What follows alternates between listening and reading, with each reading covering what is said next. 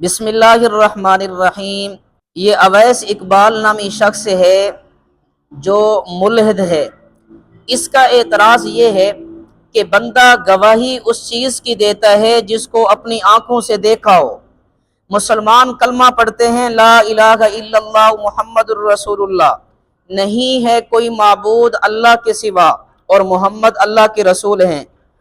اب انہوں نے اللہ کو نہیں دیکھا تو یہ کیسے کہہ دیتے ہیں کہ صرف اللہ ہی معبود ہے، اور انہوں نے محمد پہ وحی اترتے ہوئے نہیں دیکھا تو یہ کیوں کہتے ہیں کہ محمد اللہ کے رسول ہیں؟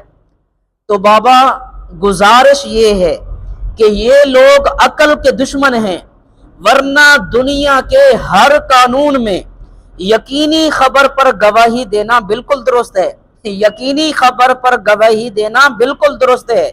جیسے ہم مکہ و مدینہ، یورپ، امریکہ، انڈیا وغیرہ کی وجود کی گواہی دیتے ہیں، حالانکہ ہم نے دیکھا نہیں ہے، تو یقینی خبر پر گواہی دینا بالکل درست ہوتا ہے۔ اللہ تعالی ہمیں بات سمجھنے کی توفیق نصیب فرمائے۔